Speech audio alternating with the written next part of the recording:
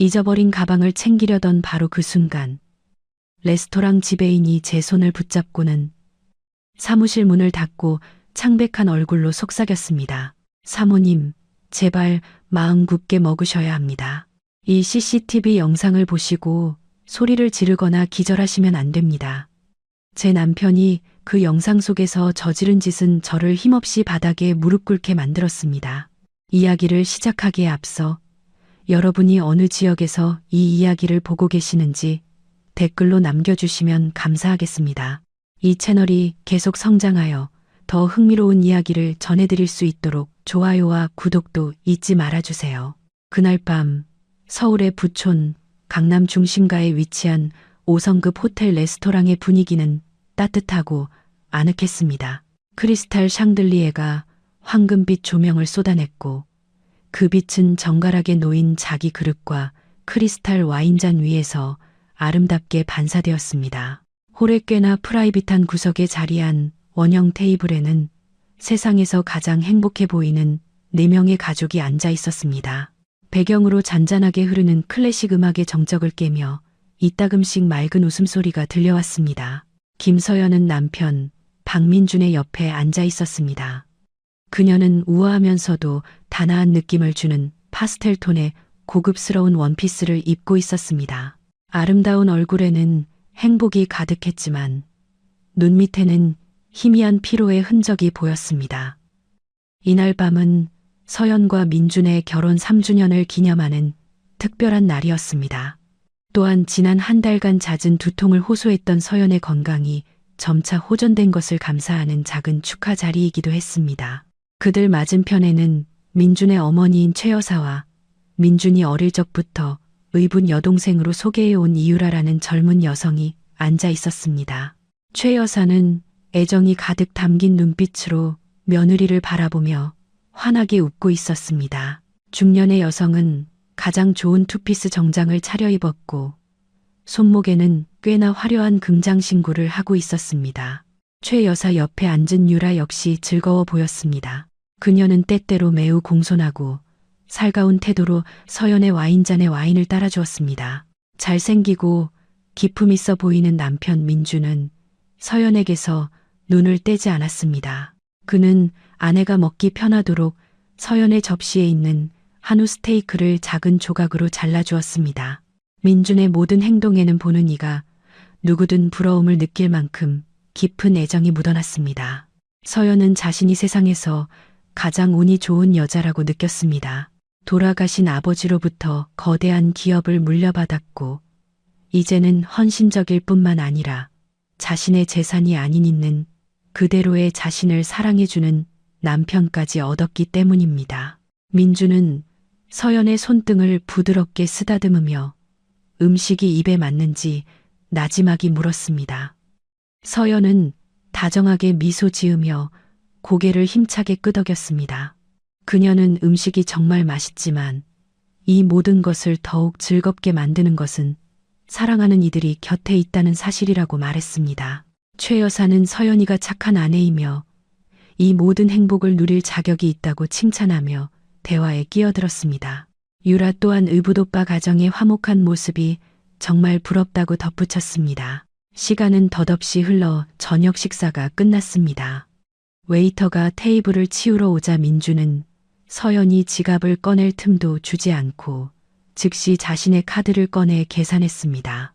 민주는 언제나 가장으로서 저녁 식사 비용은 자신이 부담해야 한다고 주장했습니다.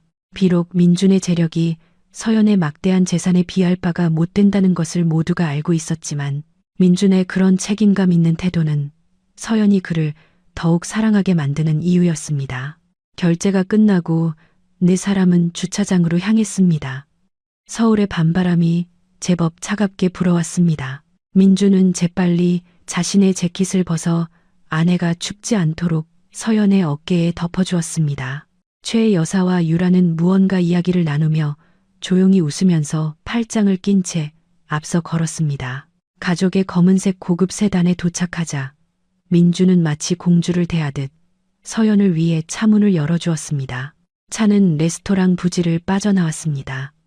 차 안의 분위기는 여전히 웃음과 농담으로 가득했습니다. 하지만 차가 출발한 지 약 15분쯤 지나 올림픽대로에 진입하려 할 때 서연은 갑자기 깜짝 놀랐습니다. 그녀의 손이 몸 옆과 조수석을 더듬었습니다. 방금 전까지 밝았던 그녀의 얼굴이 순식간에 당황한 기색으로 변했습니다. 명품 가죽 가방이 무릎 위에 없다는 것을 깨달은 것입니다. 그 가방 안에는 휴대폰, 지갑, 그리고 항상 가지고 다니는 여러 중요한 신분증이 들어 있었습니다. 서연은 걱정스러운 목소리로 민준에게 가방을 두고 온 것 같다고 말했습니다. 민준은 즉시 차를 갓길에 침착하게 세우고 아내를 안심시키며 차를 돌리겠다고 제안했습니다. 하지만 서연은 대시보드의 시계를 본 뒤 뒷좌석을 돌아보았습니다. 이미 졸리고 피곤해 보이는 최 여사의 모습이 눈에 들어왔습니다. 서연은 자신의 부주의 때문에 시어머니가 길에서 더 많은 시간을 보내게 하는 것이 마음에 걸렸습니다. 결국 서연은 어플로 택시를 불러 혼자 레스토랑으로 돌아가기로 결정했습니다. 그녀는 민준에게 먼저 최 여사와 유라를 최 여사의 집까지 모셔다 드린 후 자신을 데리러 오거나 평창동의 자택에서 기다려달라고 부탁했습니다. 민준은 처음에는 거절하며 동행하겠다고 고집했지만 서연은 괜찮을 것이라며 남편을 설득했습니다. 레스토랑은 안전하고 가방만 찾아오면 금방 끝날 일이라고 주장했습니다. 마침내 민준은 마지못해 동의했고 서연을 위해 택시를 불러준 뒤 택시가 도착해서 그녀를 태울 때까지 기다려 주었습니다. 레스토랑으로 돌아가는 택시 안에서 서연은 생각에 잠겼습니다. 귀중품을 두고 온 자신이 어리석게 느껴졌지만 한편으로는 자신을 끔찍이 챙겨주던 민준의 모습을 떠올리며 혼자 미소 지었습니다. 어머니를 그토록 공경하는 남편을 둔 것에 감사했습니다. 서연은 그들의 아름다운 미래를 상상했습니다. 어쩌면 곧 아이가 생겨 그들의 작은 가정에 행복을 더해줄지도 모른다고 생각했습니다. 택시는 레스토랑 로비 바로 앞에 멈췄습니다. 레스토랑의 분위기는 아까보다 훨씬 조용해졌습니다. 영업 마감 시간이 거의 다 되었기 때문에 정면의 일부 조명은 이미 꺼져 있었습니다. 서연은 서둘러 안으로 들어갔습니다. 그녀는 자신의 가방이 원래 자리에 그대로 있고 청소 직원이 치우지 않았기를 바랐습니다. 그들이 식사했던 구석 자리의 테이블로 걸어가려던 찰나 정문을 막 들어섰을 때였습니다. 깔끔한 정장 차림의 중년 남성이 갑자기 그녀에게 다가왔습니다. 그는 그들이 도착했을 때 인사했던 레스토랑 지배인 최진우 씨였습니다. 하지만 이번에 최 지배인의 표정은 매우 달랐습니다. 친절한 미소나 따뜻한 환영 인사는 없었습니다. 그의 얼굴은 굳어 있었고 창백했으며 눈에는 깊은 심각함이 어려 있었습니다. 관자놀이에는 식은땀이 보였습니다. 최 지배인은 서연의 바로 앞에 서서 그녀가 테이블로 가는 길을 막았습니다. 서연이 무언가 묻기도 전에 최 지배인은 정중하게 서연의 팔을 붙잡았습니다. 하지만 그의 손아귀 힘은 마치 서연이 도망가거나 쓰러지지 않도록 붙드는 것처럼 꽤나 강했습니다. 낮고 떨리는 목소리로 최 지배인은 이런 무례를 용서해달라고 사과했습니다. 하지만 그는 서연이 바로 지금 알아야 할 매우 긴급한 일이 있다고 강조했습니다. 서연은 혼란스러워하며 그의 손을 뿌리치려 애쓰며 가방이 어디 있는지 물었습니다. 최 지배인은 그 질문에 직접 대답하지 않았습니다. 대신 그는 서연을 리셉션 카운터 옆에 있는 지배인 사무실이라고 쓰인 문으로 이끌었습니다. 서연은 두려움을 느끼기 시작했습니다. 어쩌면 강도 사건이나 다른 나쁜 일이 일어났을지도 모른다고 생각했습니다. 하지만 최 지배인의 날카로운 눈빛은 그녀를 순순히 따르게 만들었습니다. 그들은 작은 사무실로 들어갔습니다. 벽에는 레스토랑의 여러 각도를 보여주는 CCTV 녹화 영상이 가득한 모니터들이 있었습니다. 최 지배인은 즉시 안에서 문을 잠갔습니다. 열쇠가 돌아가는 소리에 서연의 심장이 세차게 뛰기 시작했습니다. 그녀는 경계하며 한 걸음 물러섰습니다. 떨리는 목소리로 이 모든 것이 무슨 의미이며 왜 자신을 잠긴 방으로 데려왔는지 물었습니다. 최 지배인은 말을 하기 전에 마음을 가라앉히려는 듯 심호흡을 했습니다. 그는 서연의 눈을 똑바로 쳐다보았습니다. 그는 서연의 테이블에서 CCTV에 녹화된 무언가를 보여줘야 한다고 말했습니다. 최 지배인은 서연에게 마음을 굳게 먹고 모니터 화면에 보일 것을 본 후에 소리를 지르거나 기절하지 않겠다고 약속해달라고 부탁했습니다. 최 지배인은 서연이 보게 될 것이 방금 함께 저녁을 먹었던 사람들에 대한 그녀의 인생관 전체를 바꿔놓을 것이라고 단언했습니다. 살짝 떨리는 손으로 최 지배인은 컴퓨터 키보드의 버튼 하나를 눌렀습니다. 서연은 최 지배인의 책상 앞에 뻣뻣하게 서 있었습니다. 그녀의 눈은 방 중앙에 있는 가장 큰 모니터에 고정되었습니다. 영상은 20분 전 서연과 가족이 저녁 식사를 했던 12번 테이블을 초점 맞춰 고화질로 녹화한 것이었습니다. 화면 구석에는 그들이 레스토랑을 떠나기 직전에 정확한 시간을 보여주는 타임스탬프가 나타났습니다. 최 지배인은 정기적으로 카메라를 확인하던 중 그 테이블에서 수상한 움직임을 포착했다고 설명했습니다. 그는 서연에게 그녀가 집에 가기 전 화장을 고치러 화장실에 간 순간을 주의 깊게 보라고 요청했습니다. 녹화 영상에는 서연의 의자가 비어 있는 것이 보였습니다. 테이블에는 민준과 최 여사, 그리고 유라만 남아 있었습니다.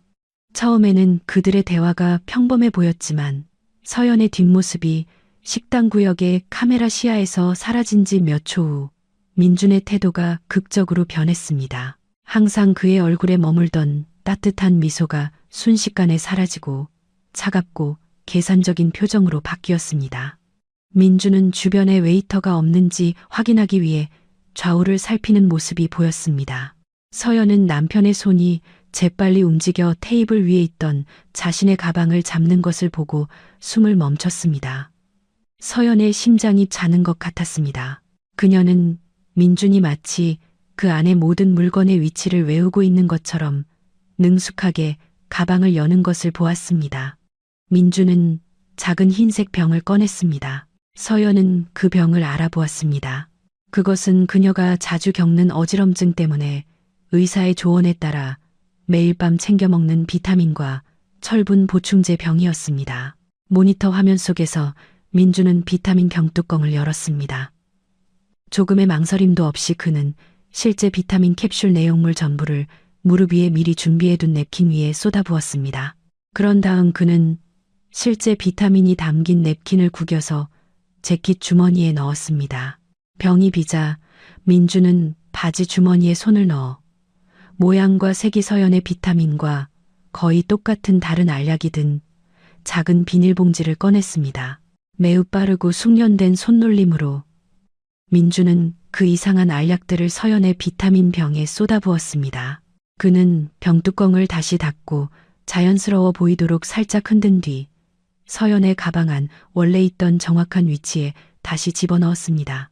이 모든 과정은 1분도 채 걸리지 않았습니다. 서연은 터져 나오려는 비명을 참으며 손으로 입을 막았습니다. 눈물이 눈에 고이기 시작했지만 그녀는 억지로 계속해서 화면을 쳐다보았습니다. 가장 가슴 아픈 일은 그 후에 일어났습니다. 서연은 자신이 친어머니처럼 여겼던 최 여사가 민준의 모든 행동을 목격하는 것을 보았습니다. 말리거나 놀라기는커녕 최 여사는 입을 가린 채 낄낄거리며 웃었습니다. 최 여사의 몸이 웃음 때문에 들썩였습니다. 그러더니 최 여사는 서연의 피를 끓게 만드는 제스처를 했습니다. 그 노부인은 고개를 젖히고 눈을 희번덕거리며 마치 정신질환이 있거나 혼란스러운 사람의 움직임을 흉내내듯 손을 마구 흔들었습니다. 최 여사는 서연의 빈 의자를 가리키며 미친 사람의 행동을 계속 흉내냈습니다. 상냥한 의분 여동생 유라는 민준의 귀에 얼굴을 가까이 대는 모습이 보였습니다. CCTV 녹화 영상에서는 소리가 들리지 않았지만 유라의 입모양과 표정은 전적인 지지를 보여주었습니다. 유라는 심지어 마치 위대한 계획의 성공을 칭찬하는 것처럼 민준의 어깨를 자랑스럽게 두드리는 모습도 보였습니다. 세 사람은 서연이 화장실 쪽에서 다시 나타나기 직전에 조용히 잔을 들어 건배했습니다. 영상이 끝났습니다. 모니터 화면이 어두워졌습니다. 최 지배인의 사무실은 무서운 침묵에 휩싸였습니다. 들리는 것은 에어컨의 조용한 소음과 서연의 거친 숨소리뿐이었습니다. 서연은 세상이 무너지는 것을 느꼈고 다리에 힘이 풀려 주저앉을 뻔했습니다. 만약 그녀가 앞에 있는 튼튼한 나무 책상 모서리를 붙잡지 않았다면 말입니다. 그녀는 어지럽고 메스꺼웠으며 가장 비열한 방식으로 배신당했다고 느꼈습니다. 그녀가 부양하고 사랑했던 남편, 시어머니, 그리고 시누이는 양의 탈을 쓴 늑대물이었습니다. 최 지배인은 재빨리 의자를 가져와 서연에게 앉으라고 권했습니다. 그러고 나서 그는 책상 서랍에서 작은 병 하나를 꺼내 서연 앞에 놓았습니다. 그것은 서연의 원래 비타민 병이었습니다. 최 지배인은 서연의 가족이 떠난 후 민준이 떠나기 전에 화장실에 가는 것을 보았기 때문에 즉시 청소 직원에게 남자 화장실의 쓰레기통을 확인하라고 지시했다고 설명했습니다. 그들은 민준이 버린 실제 비타민이 담긴 냅킨, 뭉치를 발견했습니다. 최 지배인은 그때 심각한 어조로 말했습니다. 그는 레스토랑 지배인으로 직업을 바꾸기 전에 약학 분야에서 학문적 배경을 가지고 있었다고 말했습니다. 그는 민준이 서연의 병에 넣은 알약이 즉시 사람을 죽이는 독약이 아니라 강력한 향정신성 약물에 속하는 불법 약물이라고 설명했습니다. 그 약은 건강한 사람이 정기적으로 복용할 경우 끔찍한 부작용을 일으킵니다. 약의 효과에는 시각 및 청각 환각, 과도한 불안, 편집증, 혼란, 심지어 현실 감각 상실까지 포함됩니다. 최 지배인은 그들의 목표가 서연을 죽이는 것이 아니라 서연을 미친 사람처럼 보이게 만드는 것이라고 강조했습니다. 서연이 지난 한 달간 느꼈던 어지럼증과 두통 증상은 아마도 집에서 음식이나 음료에 섞어 넣었을 그 약의 소량 투여로 인한 초기 효과일 가능성이 매우 높았습니다. 서연은 조용히 모든 정보를 처리했습니다. 지난 몇 주 동안의 이상한 사건들의 조각들이 그녀의 머릿속에서 맞춰지기 시작했습니다. 밤에 종종 환청이라고 생각했던 속삭임을 들었습니다. 방구석에 사람의 그림자가 있는 것처럼 느낄 때가 많았습니다. 물건을 어디에 두었는지 자주 잊어버렸습니다. 이 모든 것이 병 때문이 아니라 매일 밤 옆에서 자는 사람에 의해 그녀의 몸에 주입된 화학적 조작 때문이었습니다. 민주는 그녀를 미치게 만들고 싶었던 것입니다. 서연은 이 모든 것 뒤에 있는 동기를 깨달았습니다. 만약 서연이 의학적으로나 법적으로 정신적으로 무능력하다고 선언되면 회사 자산과 아버지 유산의 모든 관리권은 그녀의 가장 가까운 보호자, 즉 그녀 자신의 남편의 손에 넘어가게 될 것입니다. 그들은 살인자가 되지 않고 서연을 제거하고 그녀의 재산을 즐기고 싶었던 것입니다. 계획은 너무나 치밀하고 사악했습니다. 갑자기 서연이 책상 위에 놓아둔 휴대폰이 세차게 진동했습니다. 화면에는 내 사랑 남편이라는 이름과 함께 활짝 웃고 있는 민준의 프로필 사진이 떴습니다. 서연은 증오와 혐오가 뒤섞인 멍한 눈으로 휴대폰을 바라보았습니다. 받고 싶지 않았습니다. 도망치고 싶었고 소리치고 싶었고 당장 경찰에 신고하고 싶었습니다. 하지만 최 지배인은 전화를 거절하려던 서연의 손을 제지했습니다. 최 지배인은 부드럽게 고개를 저었습니다. 그는 서연에게 성급하게 행동하지 말라고 조언했습니다. 만약 서연이 성숙한 준비 없이 지금 그들과 맞선다면 그들은 빠져나갈 수 있을 것입니다. 그들은 증거를 없앨 수 있습니다. 그리고 만약 서연이 이전에 약을 복용한 적이 있다면 약의 영향을 받고 있는 그녀는 쉽게 발작을 일으키거나 히스테리를 부린다고 비난받을 것입니다. 이 CCTV 녹화 영상 외에 구체적인 증거가 없다면 법 앞에서 서연의 입지는 약했습니다. 최 지배인은 서연에게 전화를 받고 최대한 평범하게 행동하라고 말했습니다. 그는 서연에게 그녀 인생 최고의 연기를 시작하라고 요청했습니다. 서연은 아무것도 모르는 척해야 했습니다. 서연은 그들의 계획이 순조롭게 진행되고 있다고 믿게 만들어야 했습니다. 그렇게 해야 서연은 더 많은 증거를 모으고 적절한 때에 상황을 역전시킬 수 있었습니다. 서연은 심호흡을 하고 거칠게 눈물을 닫고 목소리가 쉬어 보이지 않도록 톤을 조절했습니다. 그녀는 휴대폰 화면의 녹색 버튼을 누르고 귀에 가져다 댔습니다. 저편에서 민준의 목소리가 들려왔습니다. 이제 서연의 귀에는 역겹게 들리는 거짓 걱정으로 가득 차 있었습니다. 민준은 서연이 가방을 찾았는지 데리러 갈 필요는 없는지 물었습니다. 서연은 약간 힘이 없지만 침착하게 들리는 목소리로 대답했습니다. 그녀는 가방이 이미 나타났고 리셉션에 두고 갔었다고 말했습니다. 그녀는 집에 돌아갈 택시를 기다리고 있으니 민준에게 걱정하지 말라고 했습니다. 서연은 감정이 폭발하기 전에 재빨리 전화를 끊었습니다. 그녀는 최 지배인을 바라보며 단호하게 고개를 끄덕였습니다. 최 지배인은 서연에게 원래의 비타민 병을 건네주며 비교 증거로 잘 보관하라고 말했습니다.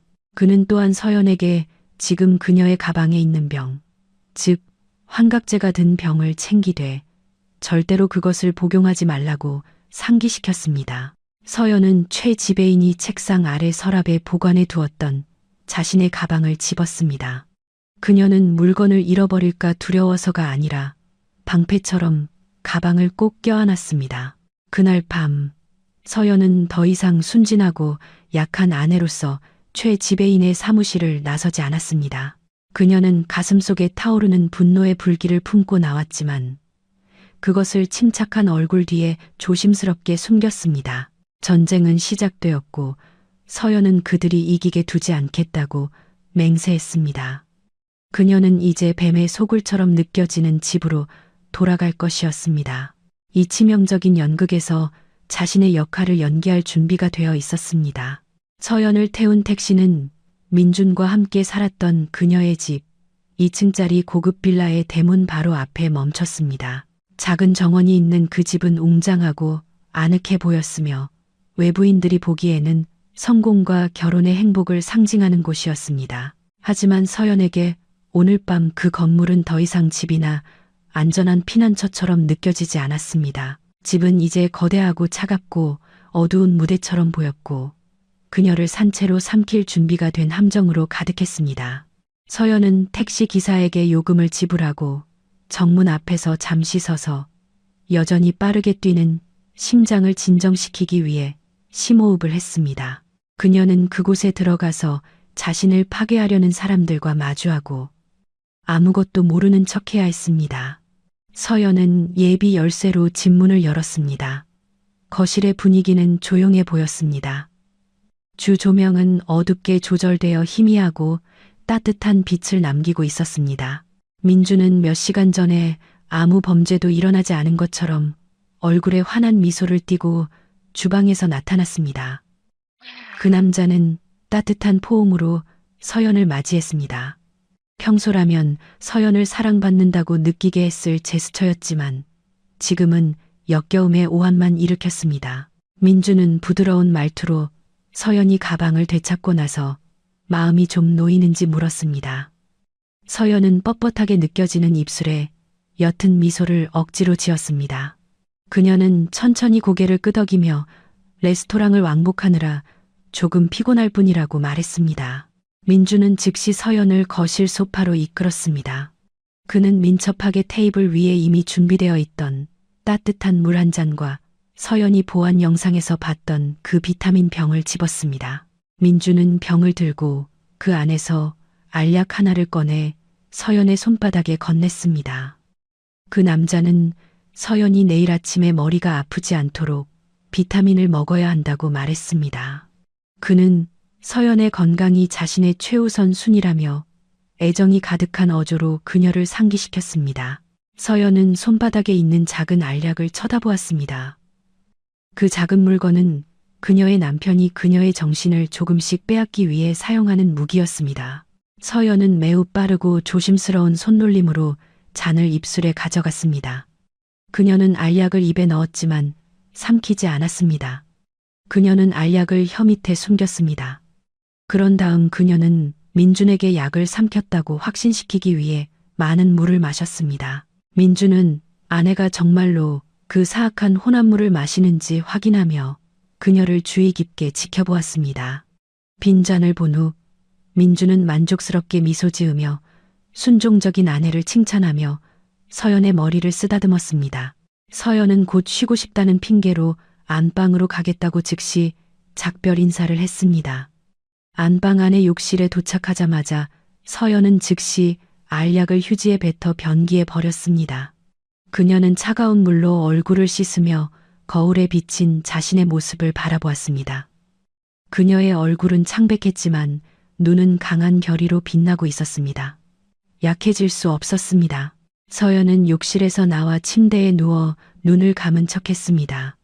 얼마 지나지 않아 민준이 방에 들어와 서연의 이마에 짧게 키스하고 잘 자라고 속삭였습니다.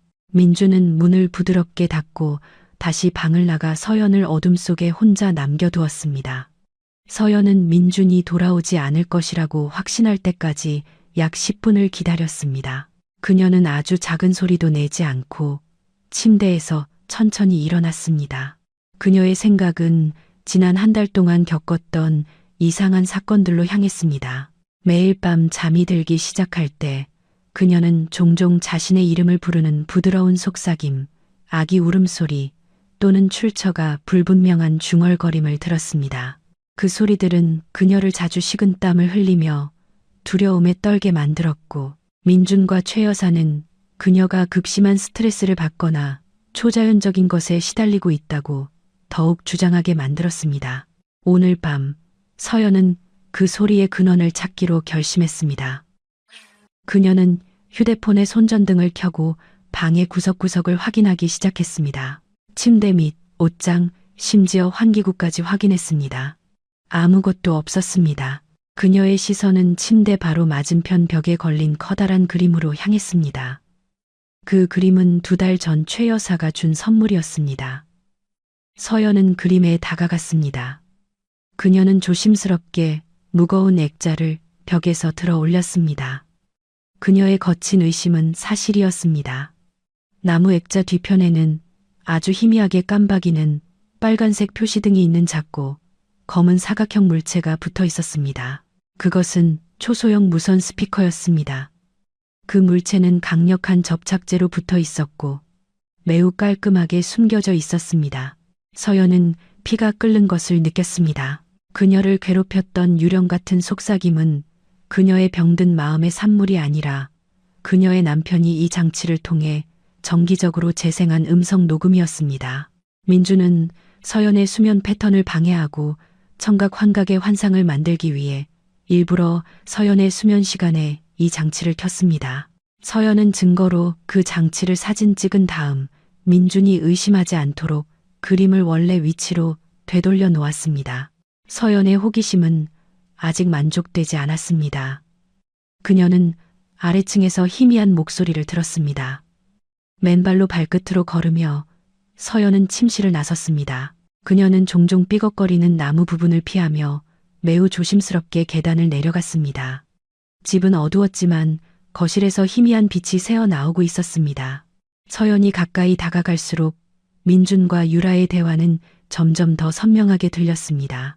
그녀의 심장은 세차게 뛰었고 발각될까 두려웠지만 그들이 무슨 이야기를 하는지 알아야 했습니다. 서연은 거실과 주 응접실 사이의 칸막이 벽 뒤에 숨었습니다. 장식장 틈새로 그녀는 민준과 유라가 소파에 나란히 앉아 있는 것을 볼 수 있었습니다. 그들의 위치는 매우 가까웠고 의붓 남매 사이의 합리적인 한계를 훨씬 넘어선 것이었습니다. 유라의 머리는 민준의 어깨에 애교스럽게 기대어 있었고 민준의 손은 여자의 머리카락을 쓰다듬고 있었습니다. 그 장면은 서연을 구토하게 만들었습니다.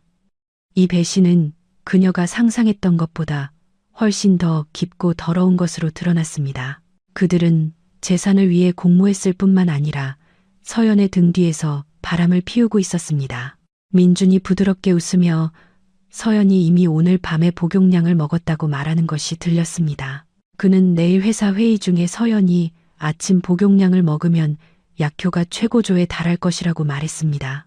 민준은 서연이 주주들 앞에서 분명히 자신을 망신시킬 것이므로 그녀를 정신건강센터에 입원시킬 이유가 더욱 강력해질 것이라고 자신있게 말했습니다.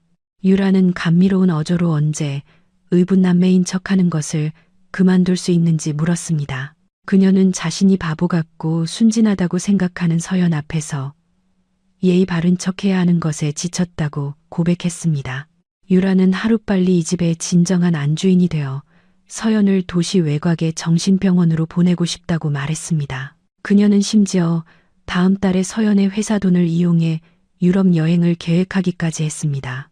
민준이 서연의 재산에 대한 무능력 위임장을 받자마자 말입니다. 민준은 유라를 진정시키고 여자의 정수리에 키스하며 모든 것이 24시간 안에 끝날 것이라고 약속했습니다. 민준은 서연의 부모님이 이미 돌아가셨고 서연이 그들을 매우 신뢰하기 때문에 서연에게는 그들 외에는 아무도 없다고 유라를 안심시켰습니다. 서연은 휴대폰의 음성, 녹음 기능을 사용하여 그 역겨운 대화를 녹음했습니다. 그녀의 손은 넘쳐나는 분노를 참으며 떨렸습니다. 눈물이 뺨을 타고 흘러내렸습니다. 그것은 더 이상 슬픔의 눈물이 아니라 순수한 증오의 눈물이었습니다. 이제 그녀는 이 집에 있는 단 한 사람도 자신의 편이 아니라는 것을 알았습니다. 그녀는 도둑들의 소굴에 홀로 있었습니다. 그러나 그 수은 그녀에게 새로운 힘을 주었습니다. 서연은 녹음을 끄고 천천히 자신의 방으로 물러났습니다. 그녀는 침대에 올라갔습니다. 담요를 당겨 덮고 방의 어두운 천장을 바라보았습니다. 오늘 밤은 잠들지 않을 것이었습니다. 그녀는 반격 계획을 세울 것이었습니다. 내일 아침 진정한 전쟁이 시작될 것이었습니다. 아침 햇살이 방의 커튼 틈새로 스며들어 사실 밤새 한숨도 자지 못한 서연을 깨웠습니다. 그녀의 눈은 무겁게 느껴졌지만 정신은 칼날처럼 날카로웠습니다. 욕실에서 나오는 민준의 목소리가 들렸습니다. 서연이 보복 행동을 시작할 시간이었습니다. 서연은 막 혼란스러운 상태에서 깨어난 척하며 머리를 감싸고 부드럽게 신음했습니다. 그녀는 일부러 몸을 약간 불안정하게 하여 침대 가장자리에 앉았습니다. 그녀의 얼굴에는 혼란스러운 표정과 멍한 시선이 나타났습니다. 서연이 깨어나는 것을 본 민주는 즉시 가식으로 가득 찬 얼굴로 다가왔습니다. 그는 걱정스럽지만 거짓된 어조로 서연의 상태를 물었습니다. 서연은 쉰 목소리로 머리가 매우 무겁고 어젯밤의 속삭임의 잔재가 여전히 들린다고 불평하며 대답했습니다. 민주는 교활한 미소를 숨기고 걱정스럽게 고개를 끄덕였습니다. 그는 아마도 서연이 너무 피곤해서 그럴 것이라며 정오까지 집에서 쉬라고 제안했습니다. 민주는 또한 서연에게 침대 옆 탁자에 이미 준비해둔 아침약을 잊지 말고 먹으라고 상기시켰습니다. 서연은 순순히 고개를 끄덕였습니다. 민준이 서연이 약을 먹는 것을 확인한 후 물론 다시 혀 밑에 숨기는 속임수로 민준은 최 여사를 시장에 데려다주고 밖에서 몇 가지 심부름을 하러 가겠다고 작별 인사를 했습니다. 민준은 그날 오후 회사 회의 준비를 위해 점심 전에 돌아오겠다고 말했습니다. 서연은 민준의 차가 집 부지를 떠나는 소리를 듣고 안도감을 느꼈습니다. 차가 시야에서 사라지자마자 서연은 즉시 침대에서 뛰어내렸습니다. 그녀가 꾸며냈던 어지럼증은 순식간에 사라졌습니다. 서연은 재빨리 휴대폰을 들고 돌아가신 아버지의 신뢰받는 젊은 변호사로 회사의 법률 업무를 도와주었던 홍지훈에게 연락했습니다. 서연은 빠르고 단호하게 말하며 홍 변호사에게 이웃이나 아직 방에 있을지도 모르는 유라에게 보이지 않도록 지금 당장 뒷문으로 집으로 와달라고 요청했습니다. 다행히 유라는 민준과 최 여사와 함께 나간 것으로 밝혀졌습니다. 아마도 그들은 승리를 미리 축하하고 싶었을 것입니다. 집은 비어 있었고 서연에게 절호의 기회를 주었습니다. 30분도 채 되지 않아 홍 변호사가 걱정스러운 얼굴로 도착했습니다. 서연은 즉시 홍 변호사를 항상 잠겨있던 민준의 개인 서재로 데려갔습니다. 서연은 민준이 그 방의 예비 열쇠를 어디에 숨겼는지 알고 있었습니다. 복도 구석의 화분안이었습니다. 그들은 안으로 들어가는데 성공했습니다. 방은 업무 서류로 어수선했습니다. 서연은 방구석에 있는 작은 금고로 직진했습니다. 그녀는 민준이 최 여사의 생일인 숫자 조합을 누르는 것을 본 것을 기억했습니다. 서연은 시도했고 딸깍하는 소리가 들렸습니다. 금고 문이 열렸습니다. 금고의 내용물은 홍 변호사를 숨막히게 했습니다. 그곳에는 민준의 범죄에 대한 반박할 수 없는 증거인 서류 더미가 보관되어 있었습니다. 홍 변호사는 민준이 준비한 법적 무능력 신청서 초안을 발견했습니다. 문서에는 서연이 심각한 정신장애를 앓고 있으며 법적으로 부적합하므로 회사의 의결권을 포함한 모든 동산 및 부동산 자산이 남편으로서 민준에게 완전히 양도된다고 적혀 있었습니다. 서연이 편집성 정신분열증을 앓고 있다고 주장하는 정신과 의사의 허위 진술서도 있었습니다. 법률 문서 외에도 서연은 예금 통장과 의심스러운 은행 거래 기록을 발견했습니다. 홍 변호사는 서류를 주의 깊게 검토했습니다. 그는 회사 계좌에서 최 여사와 유라 명의의 개인 계좌로 환상적인 금액의 자금 이체 증거를 발견했습니다. 이체 설명은 공급업체에 대한 지불이나 허위 운영 비용으로 위조되었습니다. 이 기간 동안 민준은 어머니와 애인의 호화로운 생활 방식을 위해 회사의 재정을 조금씩 잠식해왔던 것으로 드러났습니다. 그들은 보석, 명품 가방을 구입했고 심지어 서연 소유의 돈을 사용하여 고급 아파트의 계약금을 지불했습니다. 그러나 가장 놀라운 발견은 서류 더미 맨 아래에 있었습니다. 서연은 유라 이름의 여권을 발견했습니다. 서연이 그것을 열었을 때 그녀는 유라의 성이 민준의 가족 성과 같지 않고 다른 성이라는 것을 보고 놀랐습니다. 혼인 상태란에는 분명히 이혼이라고 적혀 있었습니다. 그리고 더욱 미친 것은 서연이 그 여권 안에 숨겨진 오래된 사진을 발견했다는 것입니다. 민준이 서연과 결혼하기 훨씬 전인 5년 전 날짜에 민준과 유라의 혼인신고 사진이었습니다. 이 사실은 서연에게 큰 충격을 주었습니다. 유라는 의붓 여동생도 먼 사촌도 단순한 새로운 애인도 아니었습니다. 유라는 민준의 과거 아내 또는 전처였고 그들은 가족이라는 모습으로 그녀의 집에 들여온 것이었습니다.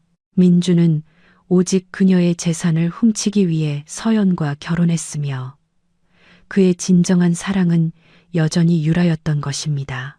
서연은 3년 동안 그 여자를 집에 살게 하고 친자매처럼 돌봐준 자신이 얼마나 어리석었는지 깨닫고 메스꺼움을 느꼈습니다.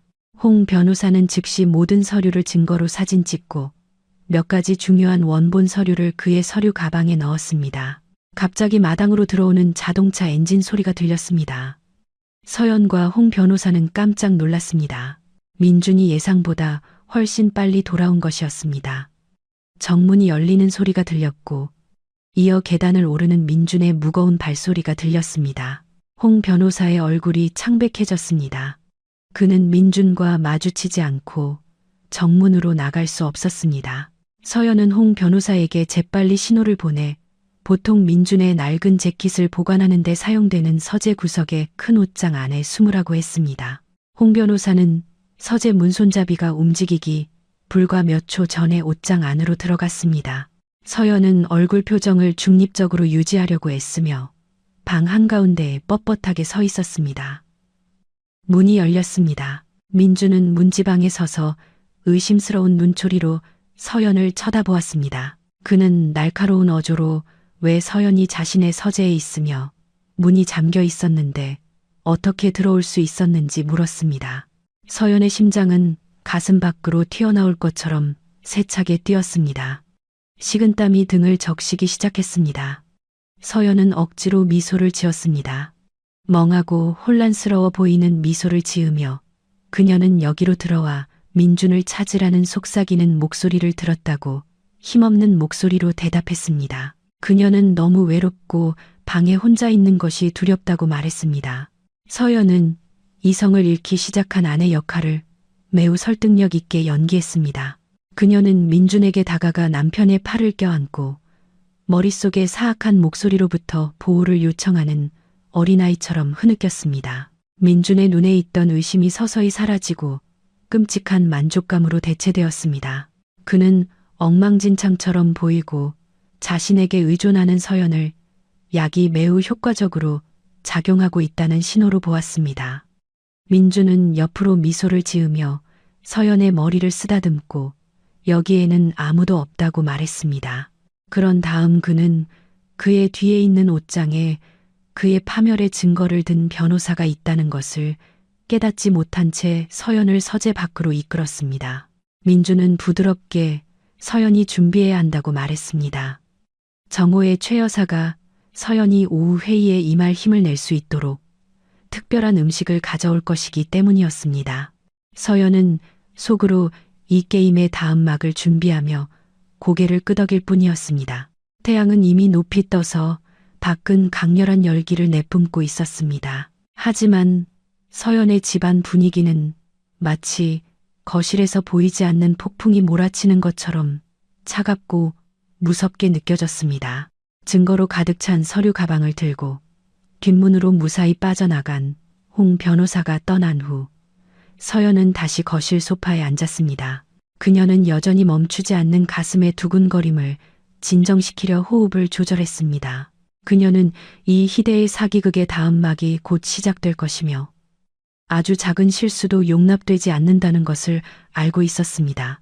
그녀의 적들은 이제 와서 보니 가장 가까운 사람들이었고 놀라운 연기력을 지니고 있었습니다. 따라서 서연은 이 싸움에서 이기기 위해 그들보다 훨씬 더 뛰어난 배우가 되어야만 했습니다. 정확히 12시 정호의 앞대문이 열리는 소리가 들렸습니다. 택시 한 대가 집 앞에 멈췄고 그 안에서 최 여사가 내렸습니다. 그녀는 오른손에는 층층이 쌓인 도시락통을, 왼손에는 큰 핸드백을 들고 내렸습니다. 그녀의 얼굴에는 그녀의 썩은 속내를 모르는 사람이라면 누구에게나 매우 진심으로 보일 활짝 웃는 미소가 걸려 있었습니다. 서연은 차가운 시선으로 창문 커튼 뒤에서 시어머니가 도착하는 것을 지켜보았습니다. 그녀는 최 여사가 현관에서 잠시 멈춰 서연이 늘 먹이를 주던 삼색 길고양이에게 인사를 건네는 것을 보았습니다. 고양이는 애교스럽게 야옹거리며 최 여사의 다리에 몸을 비볐습니다. 하지만 최 여사는 문손잡이를 잡기 전 잠시 스쳐 지나간 혐오스러운 표정으로 길을 비키라며 고양이를 발로 가볍게 밀어냈을 뿐이었습니다. 서연은 즉시 소파 위의 제자리로 돌아와 쿠션을 꼭 껴안고 창백한 얼굴과 약간 멍한 시선을 연기했습니다. 문이 열리고 최 여사의 쩌렁쩌렁한 목소리가 즉시 방을 가득 채웠습니다. 그녀는 서연의 속을 뒤집어 놓는 애칭으로 서연에게 인사했습니다. 최 여사는 다가와서 물건들을 테이블 위에 놓고 서연 바로 옆에 앉았습니다. 그녀는 거칠지만 따뜻하게 느껴지는 손으로 서연의 뺨을 쓰다듬으며 그녀가 가장 아끼는 며느리가 오늘 기분이 어떤지 물었습니다. 서연은 힘없는 목소리로 머리가 여전히 무겁고 세상이 빙빙 도는 것 같다고 대답했습니다. 이는 정확히 남편 가족이 원하던 시나리오였습니다. 최 여사는 걱정스럽게 고개를 끄덕이며 서연이 아프기 때문에 그렇게 느끼는 것이 정상이라고 말했습니다. 그런 다음 그녀는 도시락통을 열었습니다. 강하고 향신료 향이 나는 갈비찜의 향긋한 냄새가 즉시 방을 가득 채웠습니다. 그것은 서연이 좋아하는 음식이었습니다. 이전이라면 서연은 최 여사가 이 찜을 가져다 주었다면 그것이 시어머니의 애정 표현이라고 생각하며 감격했을 것입니다. 하지만 오늘 그 향기는 죽음의 냄새가 났습니다. 서연은 이 점심 식사가 민준과 그의 가족 계획의 결정적인 부분이라는 것을 잘 알고 있었습니다. 주주총회는 그날 오후에 열릴 예정이었고 그들은 서연이 혼란스러운 상태, 환각을 보거나 최소한 의식이 없는 상태에 있어야 했습니다. 그래야 민준이 아내의 정신 건강 문제를 핑계로 회의를 장악할 수 있었기 때문입니다. 최 여사는 능숙하게 주방에서 접시를 가져와 밥과 아직 뜨거운 찜을 담았습니다. 양념은 진했고 고기는 부드러워 보였습니다.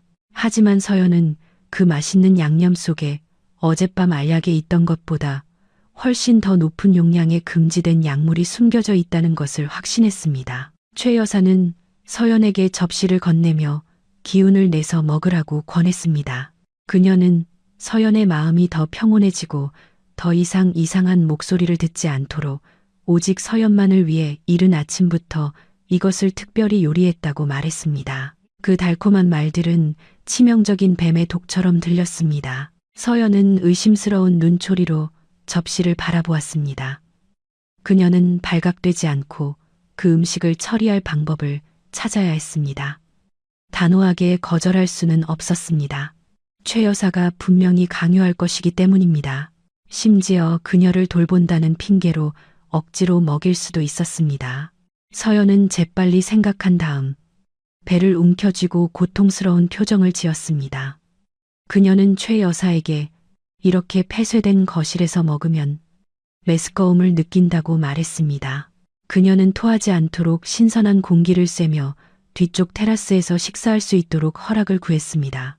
최 여사는 잠시 생각하는 듯 서연을 탐색하는 눈으로 쳐다보았지만 마침내 고개를 끄덕였습니다. 최 여사는 심지어 주방에서 시원한 물을 가져다 주겠다고 제안했습니다. 서연은 그 절호의 기회를 놓치지 않았습니다.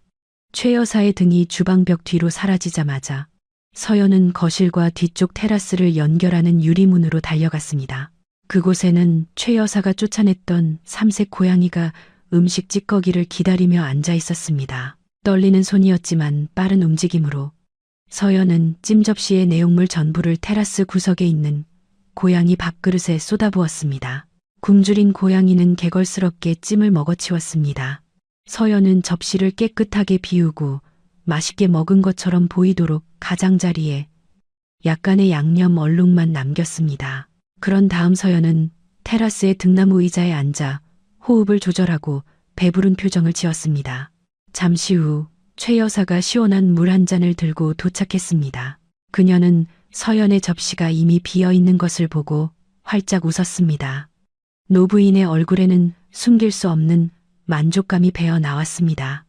그녀는 서연이 맛있게 먹었다고 칭찬하며 그 찜에 든 약이 서연을 치료하는데 곧 효과가 있을 것이라고 말했습니다. 서연은 옅게 미소 지을 뿐이었습니다. 속으로는 시어머니의 말을 확인하고 있었습니다. 약은 효과가 있을 것이었습니다. 그렇지만 자신에게가 아니라 15분이 지났습니다. 서연과 최 여사는 여전히 테라스에 앉아 이야기를 나누고 있었습니다. 최 여사는 민준의 서재에 있는 금고에 대해 묻기 시작하며 서연에게서 정보를 캐내려 했습니다. 서연이 조합을 아는지 서연은 잊어버렸고 멍한 척했습니다.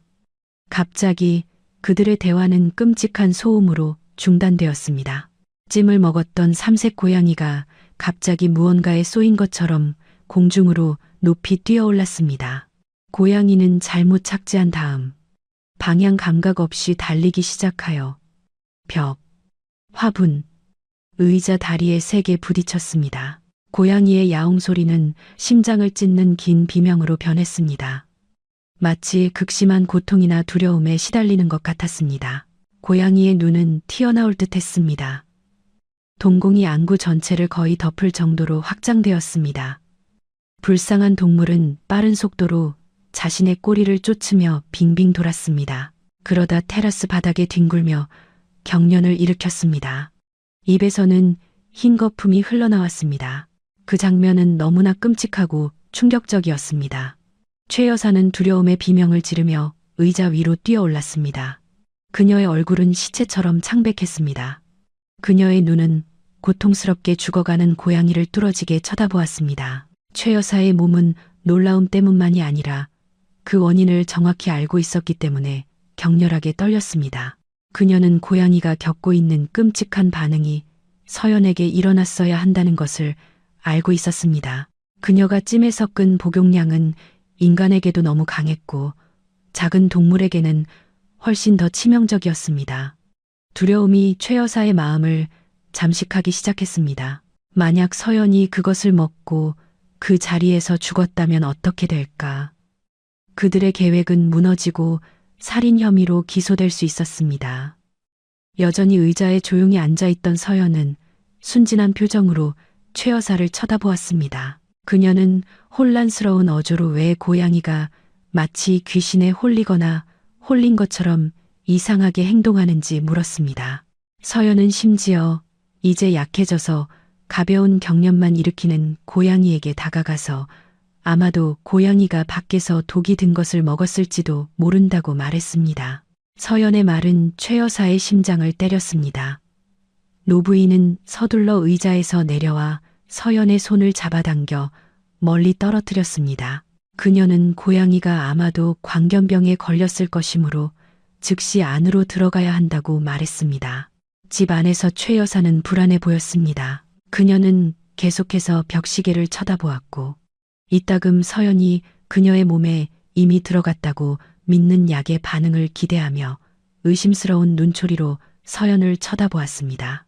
하지만 서연은 고양이처럼 경련을 일으키거나 미치지 않고 단지 졸리고 약한 척하며 정상적으로 보였습니다. 이것은 최 여사를 혼란스럽게 했지만 그녀는 감히 묻지 못했습니다. 아마도 인간에게는 효과가 다를 것이라고 생각하며 자신을 진정시켰습니다. 얼마 지나지 않아 민준이 유라와 함께 집에 도착했습니다. 민준은 서연의 신용카드로 산 비싼 정장을 입고 자신감 넘치는 얼굴과 당당한 걸음걸이로 들어섰습니다. 그는 시선으로 어머니에게 직접 물었습니다. 최 여사는 점심 임무가 수행되었다는 신호를 보내며 가볍게 고개를 끄덕였습니다. 민준은 만족스럽게 미소 지으며 서연에게 다가가 머리를 쓰다듬고 이제 사무실에 갈 준비를 할 시간이라고 말했습니다. 민준은 서연이 이 중요한 회의에 형식적으로 참석해야 하며 서연이 말할 능력이 없다고 느끼면 자신이 모든 것을 처리할 것이므로 걱정할 필요가 없다고 말했습니다. 서연은 별말 없이 순종했습니다. 그녀는 유라가 옷을 고르는 것을 도왔습니다. 유라는 서연이 투자자들 앞에서 더욱 초라해 보이도록 일부러 약간 칙칙한 색상의 옷을 고르고 머리를 부스스하게 정리했습니다. 서연은 유라가 비웃는 미소로 자신을 꾸미는 동안 거울에 비친 자신의 모습을 바라보았습니다.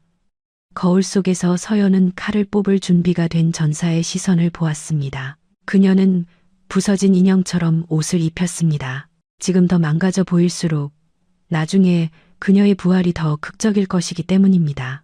민준이 그녀의 팔을 잡고 차로 나갈 때 서연은 뒤쪽 테라스를 곁눈질했습니다. 불쌍한 고양이는 더 이상 움직이지 않았고 남편 가족의 잔인함의 무고한 희생자가 되었습니다.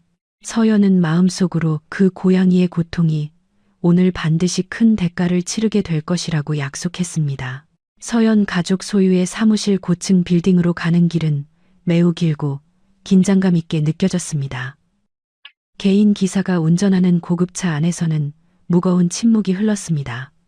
민주는 서연 옆에 앉아 아내의 손을 굳게 잡고 있었는데 마치 세상에서 가장 보호적인 남편인 것처럼 보였습니다. 하지만 서연은 민준의 손바닥의 차가움과 남자의 손을 적시는 가는 땀을 느낄 수 있었습니다. 민준은 긴장했지만 또한 매우 흥분해 있었습니다.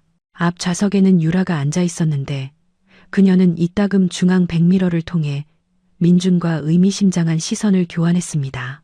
최 여사는 고양이 사건으로 여전히 충격에 빠져 있었기 때문에 가지 않았고 집에서 승전보를 기다리는 것을 선호했습니다.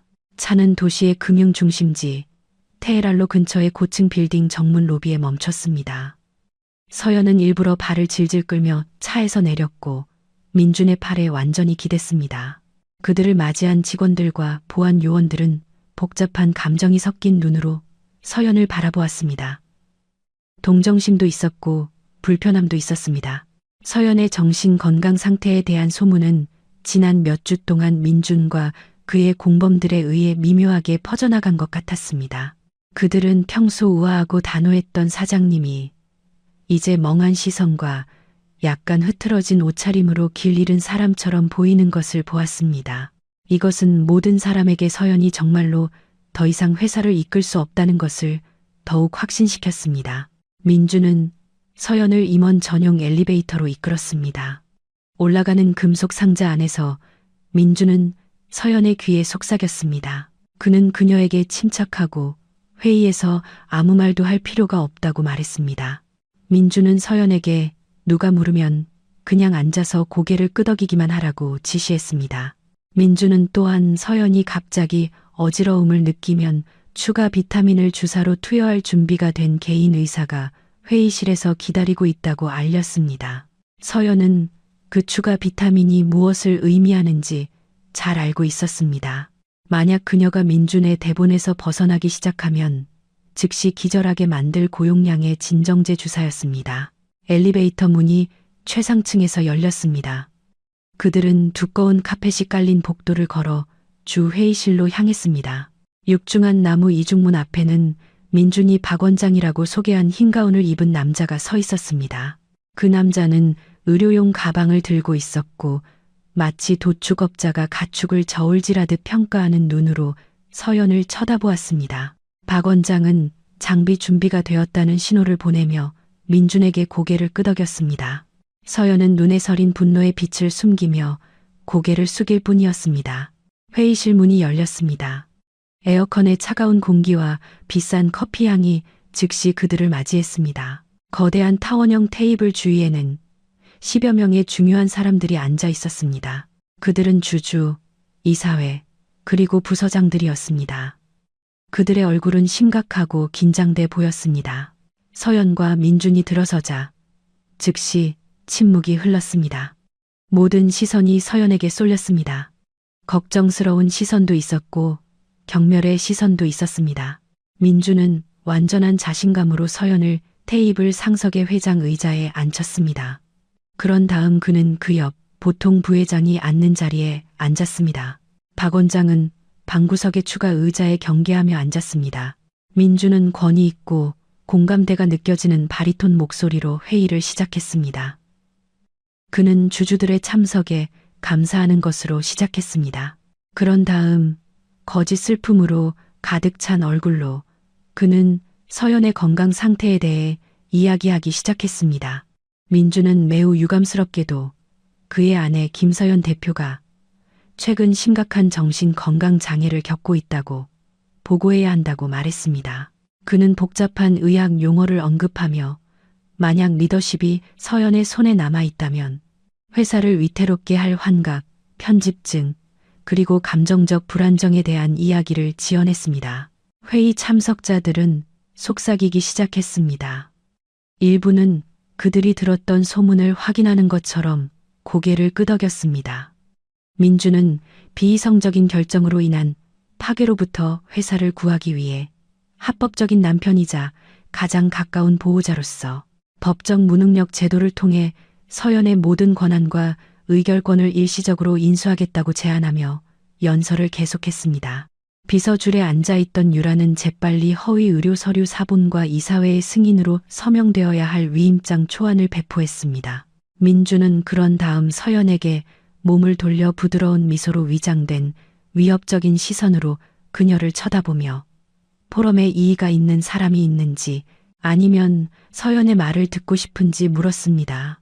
비록 민주는 서연이 조리 있게 말할 수 있을지 의심했지만 서연의 아버지에게 충성했던 한 연로한 이사가 손을 들어 서연이 말할 것을 요청했습니다. 민주는 약간 긴장한 것처럼 보였습니다. 그의 손이 구석에 있는 박 원장에게 준비하라는 신호를 보냈습니다. 민주는 마이크를 서연의 입에 가까이 대고 부드럽게 속삭였습니다. 여보, 동의한다고 말해. 그렇지 않으면 의사가 지금 당장 주사를 놓을 거야. 바로 그때 서연이 얼굴을 들었습니다. 이전에 멍했던 그녀의 시선이 갑자기 날카롭고 맑고 권위로 가득 찬 것으로 변했습니다. 그녀는 내내 구부정했던 등을 곧게 펴고 연기했던 병든 자세를 버렸습니다. 그녀는 마이크를 잡고 있던 민준의 손을 밀어내고 단호하게 마이크를 잡았습니다. 이 극적인 변화는 민준을 놀라게 했습니다. 일어나려던 박 원장은 서연의 꿰뚫는 시선에 멈칫했습니다. 서연은 입을 열었고 그녀의 목소리는 크고 단호하며 매우 제정신으로 들렸습니다. 두려움이나 혼란의 떨림은 전혀 없었습니다. 그녀는 예의 바르지만 위엄이 가득한 인사로 참석한 모든 사람에게 인사했습니다. 안녕하십니까, 신사숙녀 여러분. 제 건강에 관심을 가져주셔서 감사합니다. 하지만 제 남편이 방금 전달한 치명적인 오류를 바로잡고 싶습니다. 서연은 잠시 말을 멈추고 긴장감이 온 회의실을 가득 채우게 했습니다. 민주는 식은땀을 흘리기 시작했습니다. 그의 얼굴이 창백해졌습니다. 그는 그녀가 망상에 빠져 있다고 말하며 서연을 방해하려 했지만 서연은 손을 들어 올렸습니다. 너무나 강한 침묵의 명령 제스처에 민주는 입을 다물었습니다. 저는 미치지 않았습니다. 서연은 회의실 전체에 울려 퍼지는 목소리로 계속했습니다. 저는 아프지도 환각을 보지도 않으며 이 회의실에서 무슨 일이 일어나고 있는지 완전히 인식하고 있습니다. 여러분이 그동안 정신질환의 증상으로 보셨던 것은 사실 불법적인 향정신성 약물을 사용한 체계적인 독살 시도의 결과입니다. 회의실 분위기는 소란으로 폭발했습니다. 주주들은 놀라서 서로를 쳐다보았습니다. 민주는 공황 상태에 빠져 서연이 발작을 일으키고 망상에 빠져 있다고 소리치며 일어섰습니다. 그는 박 원장에게 즉시 환자를 확보하라고 명령했습니다. 박 원장은 주사기를 들고 앞으로 나아갔지만 바늘이 서연의 피부에 닿기 전에 회의실 문이 3개 열렸습니다. 홍 변호사가 제복을 입은 2명의 경찰관과 레스토랑 지배인 최진우 씨와 함께 들어왔습니다. 서연은 의자에서 일어나 이제 두려움에 떨고 있는 민준을 쳐다보았습니다. 의사가 필요한 사람은 내가 아니에요, 민준 씨. 서연은 남편의 얼굴을 가리키며 말했습니다. 변호사가 필요한 사람은 바로 당신이죠. 그리고 여러분들은요. 서연은 주주들을 가리켰습니다. 여러분 모두 이 회사에 기생하는 기생충이 누구인지 똑똑히 보셔야 할 겁니다. 홍 변호사님, 프로젝터 좀 켜주시겠어요? 서연 뒤에 커다란 흰 스크린이 천천히 내려왔습니다. 민주는 프로젝터에 연결된 노트북으로 달려가 케이블을 뽑으려 했지만 그의 발걸음은 경찰에 의해 막혔습니다. 그는 궁지에 몰렸고 자신이 짠 그물에 갇혔습니다. 서연은 차가운 승리의 미소를 지으며 살짝 웃었습니다. 이 결정적인 회의는 분명히 끝을 의미했습니다. 서연의 몰락이 아니라 그녀 남편의 썩은 희극의 종말을. 프로젝터 스크린이 밝게 켜지며 민준의 인생을 영원히 파괴할 진실을 보여줄 준비가 되었습니다. 새로 켜진 프로젝터의 윙윙거리는 소리가 유난히 크게 들렸습니다. 회의실의 무덤 같은 정적 속에서 밝은 흰 빛이 서연의 등 뒤로 펼쳐진 넓은 스크린을 때렸고 꼿꼿하고 흔들림 없이 서 있는 여성의 실루엣을 만들어냈습니다. 2명의 경찰관에게 길이 막힌 민주는 창백한 얼굴로 석고상처럼 서 있을 수밖에 없었습니다. 그는 소리치고 싶었고 이 모든 것을 멈추고 싶었지만 마치 커다란 돌이 목구멍을 막고 있는 것처럼 혀가 마비된 듯 느껴졌습니다. 옥수수알 만한 식은땀이 그의 이마에 맺히기 시작하여 비싼 셔츠의 깃을 적셨습니다. 그는 그 스크린에 무엇이 나타날지 너무나 잘 알고 있었습니다. 서연의 기억 상실과 함께 안전하게 묻혔다고 믿었던 과거의 기록이었습니다. 서연은 노트북 근처에 있는 홍 변호사에게 손짓했습니다. 홍 변호사는 단호하게 고개를 끄덕이고 재생 버튼을 눌렀습니다. 가장 먼저 나타난 영상은 그들이 저녁 식사를 했던 레스토랑의 CCTV 녹화 영상이었습니다. 선명한 화질 덕분에 회의실의 모든 사람들은 참석자들의 얼굴을 명확하게 볼 수 있었습니다. 이전에는 의심하고 혼란스러워했던 주주들은 이제 실제 사건의 세부 사항을 보기 위해 몸을 앞으로 기울이고 눈을 가늘게 떴습니다. 화면에는 화목해 보이는 가족 테이블이 보였습니다. 서연이 의자에서 일어나 화장실로 걸어가는 모습이 보였습니다. 이 순간이 모든 범죄의 시작이었습니다. 영상 속 민준의 움직임은 너무나 명확하고 반박할 수 없었습니다. 그는 아마추어 도둑처럼 좌우를 살핀 다음 재빨리 아내의 가방을 잡았습니다. 회의 참석자들은 민준이 서연의 비타민 병 내용물을 버리고 바지 주머니에서 꺼낸 이상한 알약으로 교체하는 것을 보고 일제히 놀라움에 탄성을 질렀습니다. 그 행동은 너무나 계획적이고 차가웠으며 방금 이 포럼 앞에서 아내를 가장 세심한 남편이라고 칭찬했던 남자에 의해 행해졌습니다. 민준이 그동안 쌓아온 다정한 남편의 이미지는 더 이상 남아있지 않았습니다. 화면에 있는 것은 자신의 배우자를 독살하는 교활한 사기꾼일 뿐이었습니다. 영상은 계속해서 더 가슴 아픈 장면들을 보여주었습니다. 홍 변호사가 고용한 포렌식 장비 덕분에 카메라가 디지털 줌을 하자 최 여사의 얼굴이 화면에 클로즈업 되었습니다. 종교적이라고 알려진 그 노부인은 없는 며느리를 조롱하며 미친 사람의 움직임을 흉내내면서 큰 소리로 웃고 있었습니다. 유라 또한 지지를 보내며 민준의 어깨를 자랑스럽게 두드리는 모습이 선명하게 보였습니다. 영상은 소리가 없었지만 그들의 몸짓은 그들이 벌이고 있는 사악한 음모에 대해 크게 외치고 있었습니다. 회의실은 아수라장이 되었습니다. 분노와 불신의 중얼거림이 들리기 시작했습니다.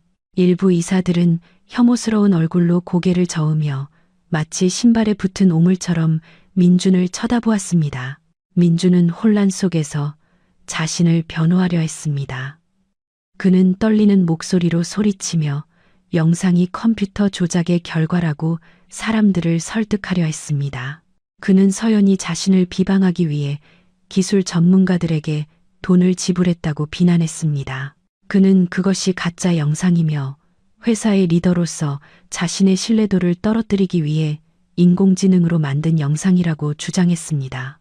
하지만 서연은 그에게 숨 쉴 틈을 주지 않았습니다. 그녀는 즉시 홍 변호사에게 두 번째 파일을 재생하라고 명령했습니다. 이번에는 영상이 아니라 오디오 녹음이었습니다. 잠시 정전기 소리가 들렸습니다. 그런 다음 민준의 목소리가 나타났습니다. 매우 특징적이고 또렷하며 명확하고 부인할 수 없었습니다. 그것은 서연이 전날 밤 벽 뒤에 숨어 녹음한 민준과 유라의 거실 대화 녹음이었습니다. 민준의 목소리는 오만하고 웃음으로 가득 차 있었으며 서연이 이미 독을 먹었고 곧 미쳐버릴 것이라고 말하고 있었습니다. 민준은 서연을 정신병원에 가두어 회사의 모든 자산을 통제할 수 있게 될 자신의 계획을 자랑하는 것이 들렸습니다. 유라의 목소리도 애교 섞인 어조로 끼어드는 것이 들렸습니다. 유럽 여행과 서연을 제거한 후에 공식적인 결혼에 대해 이야기하며 그들의 잔인한 말들은 회의실 구석구석에 울려 퍼져 나무로 마감된 벽에 반사되어 듣는 모든 사람의 귀를 아프게 했습니다. 그 죄의 고백은 그들 자신의 입에서 나왔고 조작에 대한 민준의 모든 비난을 깨뜨렸습니다. 어떤 기술도 증오와 탐욕의 억양을 그렇게 정확하게 모방할 수 없습니다. 뒷줄에 앉아있던 유라의 얼굴은 이제 종이처럼 하얗게 질렸습니다. 그녀는 긴 머리로 얼굴을 가리며 고개를 숙이고 회의실에서 사라질 수 있기를 바랐습니다. 하지만 참석자들의 날카로운 시선은 이미 그녀를 산채로 벗기고 있었습니다. 서연은 그때 한 걸음 앞으로 나아가 여전히 CCTV 영상 속 민준의 얼굴을 보여주는 스크린 바로 앞에 섰습니다. 그녀는 차분하지만 강조하는 목소리로 말했습니다. 그녀는 남편이 넣은 알약이 신경계를 손상시키고 지속적으로 섭취할 경우 영구적인 환각을 유발하도록 설계된 위험한 향정신성 물질이라고 설명했습니다. 그런 다음 서연은 그날 아침 막 받은 실험실 결과를 보여주었는데 그 결과는 그녀의 가방에서 확보한 알약에 해당 물질이 포함되어 있음을 증명했습니다.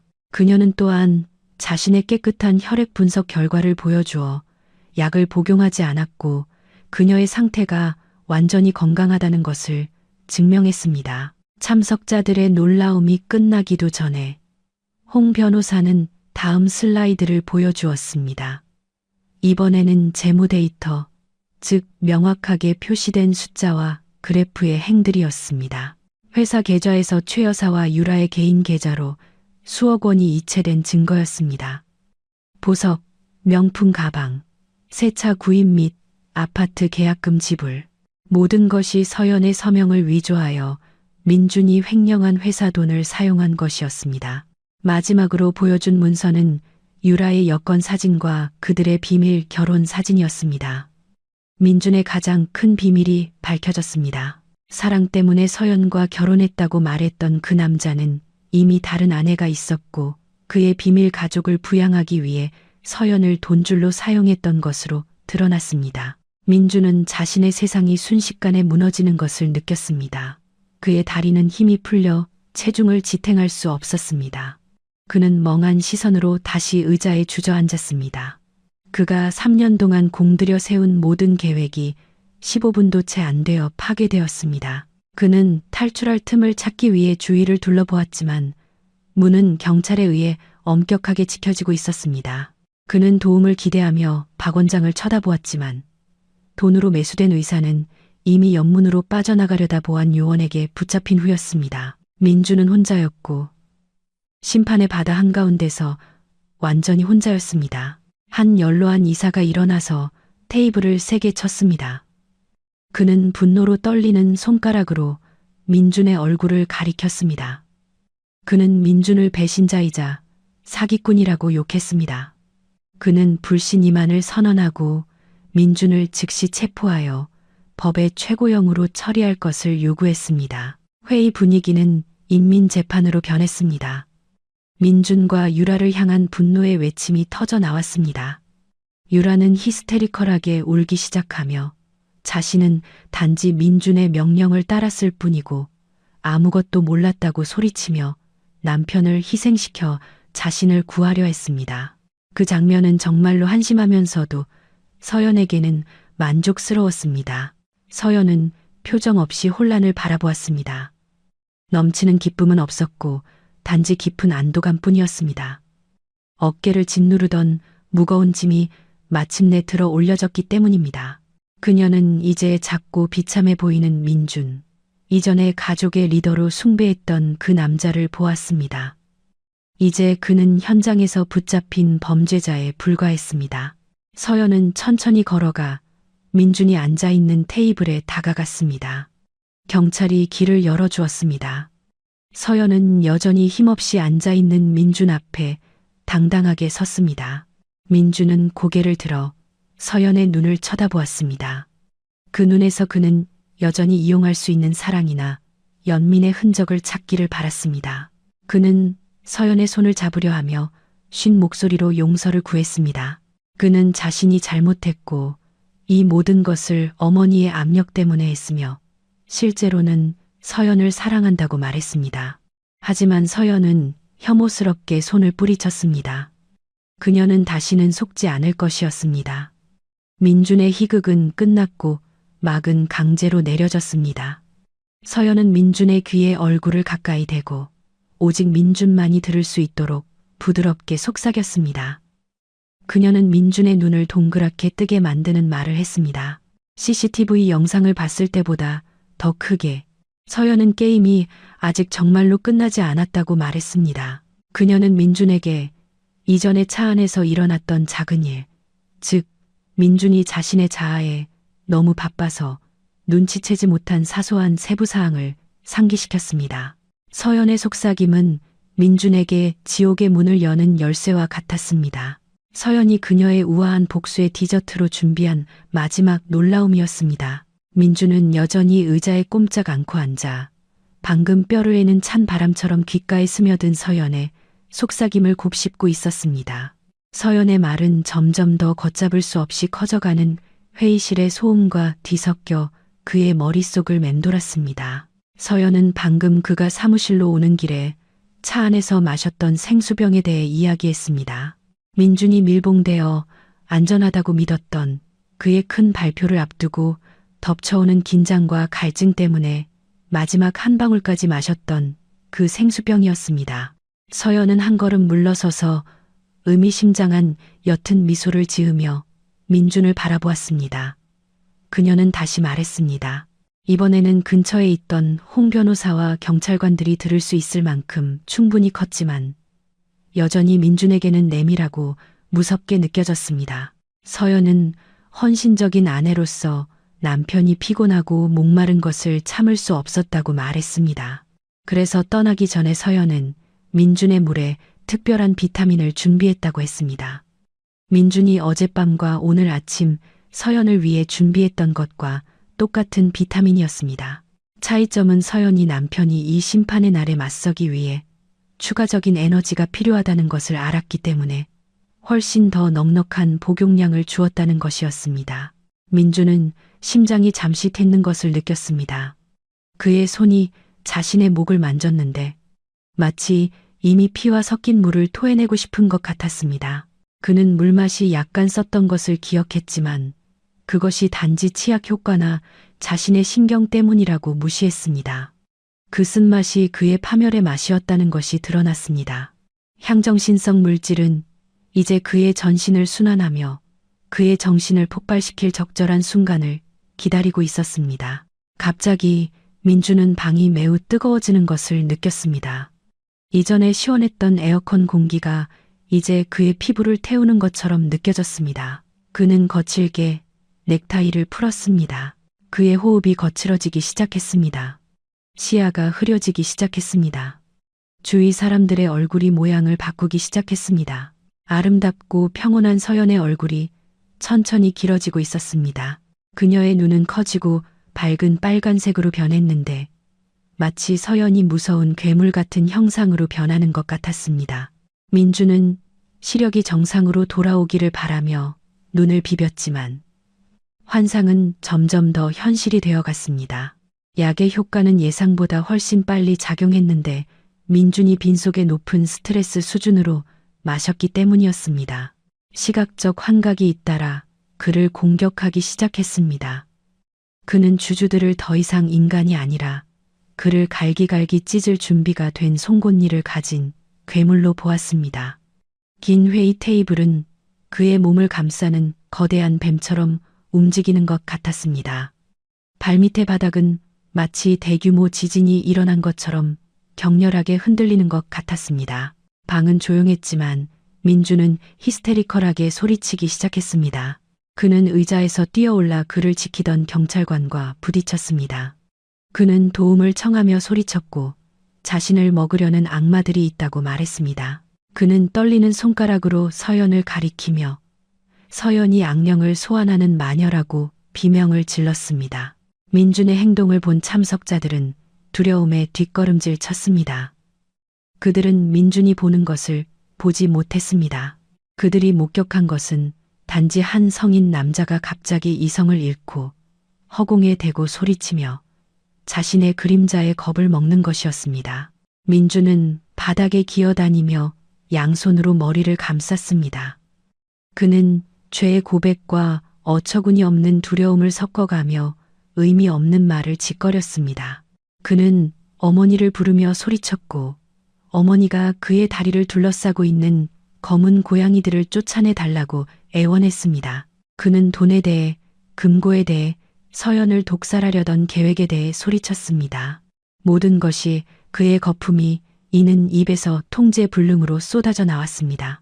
환각은 그가 숨겨왔던 모든 진실을 토해내도록 강요했습니다. 이 얼마나 아이러니한가. 그가 서연을 위해 준비한 광기의 대본이 이제 그가 계획했던 정확한 장소와 시간에 그 자신에게 일어나고 있었습니다.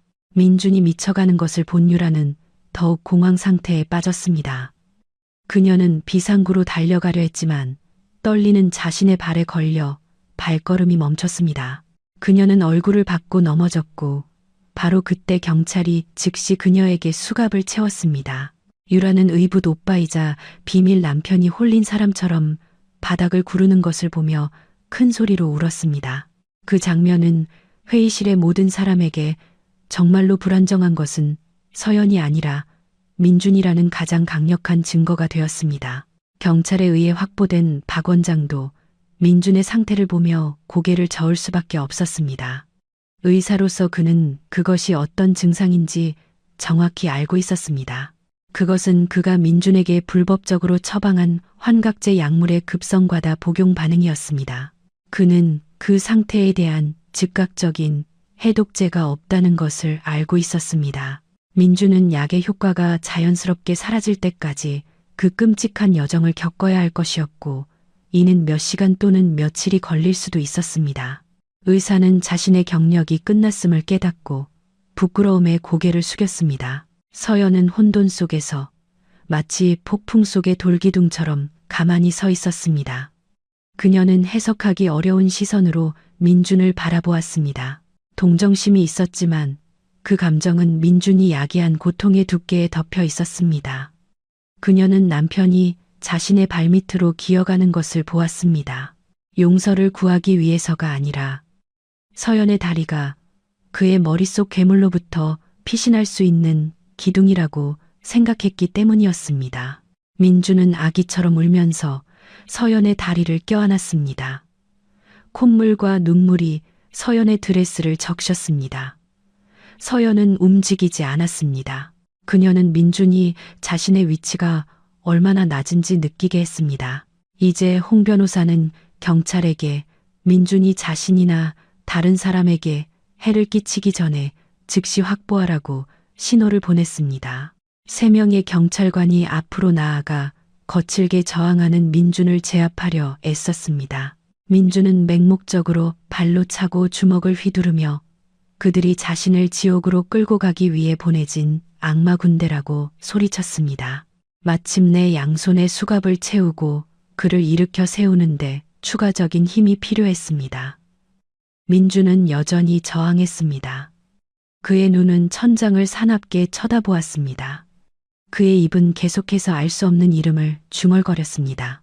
서연은 마침내 한 걸음 뒤로 물러나 민준의 소나기에서 벗어났습니다. 그녀는 민준의 소나기에 약간 구겨진 옷을 정리했습니다. 그녀는 여전히 충격에 굳어있는 주주들을 바라보았습니다. 차분하고 권위 있는 목소리로 서연은 오늘 일어난 불평과 드라마에 대해 사과했습니다. 그녀는 회의가 상황이 유리해질 때까지 연기될 것이며 회사는 즉시 해를 끼친 모든 범죄 요소를 청소할 것이라고 보장했습니다. 민준이 경찰에 의해 회의실 밖으로 끌려 나갈 때 그는 마지막으로 서연을 뒤돌아보았습니다. 민준의 환각적인 시야에서 서연은 매우 밝게 빛나는 것처럼 보였고 눈을 부시게 했습니다. 마치 서연이 방금 그의 선고를 내린 죽음의 천사인 것 같았습니다. 민준은 긴 비명을 질렀습니다. 세상을 너무 탐욕스럽게 탄다가 업보를 잊은 한 남자의 경력, 야망, 그리고 정신의 종말을 알리는 절망의 비명이 건물의 복도에 울려 퍼졌습니다. 회의실 문이 닫히고 민준의 비명 소리가 사라진 후 서연은 깊은 한숨을 내쉬었습니다. 침묵이 다시 회의실을 감쌌습니다. 홍 변호사는 서연의 어깨를 부드럽게 두드리며 정신적인 지지를 보냈습니다. 서연은 젊은 변호사에게 옅게 미소 지었습니다. 그런 다음 그녀는 구석에 있는 최 지배인을 바라보았습니다. 중년의 남자는 존경과 자랑스러운 미소로 고개를 끄덕였는데 마치 자신의 제자가 인생의 가장 힘든 시험을 통과하는 것을 보는 것 같았습니다. 서연은 자신의 육체적인 싸움은 끝났지만 마음과 회사의 좋은 이름을 되찾기 위한 싸움은 이제 막 시작되었다는 것을 알고 있었습니다. 하지만 적어도 진짜 그 독성 인간들은 그녀의 삶에서 영원히 추방되었습니다. 회의실의 혼란은 민준과 유라가 경찰에 의해 강제로 끌려 나간 후 서서히 가라앉았습니다. 민준의 히스테리적인 비명의 메아리는 여전히 공중에 매달려 있는 듯 느껴졌고 그것을 들었던 모든 사람에게 깊은 불편함의 흔적을 남겼습니다. 서연은 여전히 제자리에 서서 방금 닫힌 이중문을 바라보고 있었습니다. 긴장했던 그녀의 어깨가 천천히 이완되기 시작했습니다. 그녀는 긴장의 잔재와 섞인 자유의 향기를 들이마시며 심호흡을 했습니다. 그녀 주위에서 주주들과 이사회는 여전히 침묵에 잠겨 방금 그들 앞에서 드러난 범죄 드라마를 소화하려고 애썼습니다. 서연이 몸을 돌려 차분하지만 권위 있는 시선으로 그들을 하나씩 쳐다볼 때까지 아무도 감히 말을 하지 못했습니다. 유능한 젊은 변호사 홍지훈이 기술적인 상황을 통제했습니다. 그는 보안 요원에게 창문을 열고 회의실의 조명을 완전히 켜서 음울한 분위기를 바꾸라고 요청했습니다. 민첩하게 홍 변호사는 서연이 유일한 합법적인 소유자이며 완전한 정신 상태를 소유하고 있음을 증명하는 원본 문서 사본을 배포했습니다. 서연은 그런 다음 참석자들에게 말하며 불편에 대해 다시 한번 사과하고 내일 아침부터 회사의 운영이 정상적으로 계속될 것이라고 확신시켰습니다. 그녀는 남편이 횡령한 모든 돈을 추적하기 위해 즉시 완전한 감사가 실시될 것이라고 강조했습니다. 서연의 전문적이고 강한 태도는 즉시 투자자들의 신뢰를 회복시켰습니다. 서연을 의심했던 사람들은 이제 새로운 존경심으로 그녀를 바라보았습니다. 그들은 하나씩 서연에게 인사하며 지지를 보내고 민준의 비열한 행위를 비난했습니다. 한편 도시의 다른 곳에서는 최 여사가 소식을 기다리는 호화로운 집을 여전히 거짓 평화가 감싸고 있었습니다. 그 여자는 거실 소파에 편안하게 앉아 뜨거운 달콤한 차와 쿠키를 즐기고 있었습니다. 그녀는 발을 커피 테이블 위에 올려놓고 있었는데 이는 서연이 집에 있을 때는 감히 하지 못했던 더러운 습관이었습니다. 그녀의 얼굴은 빛나고 있었고 이 순간 그녀의 아들이 바보라고 생각했던 며느리를 정신병원에 보낸 후 용감하게 회의를 이끌고 있을 것이라고 상상하고 있었습니다.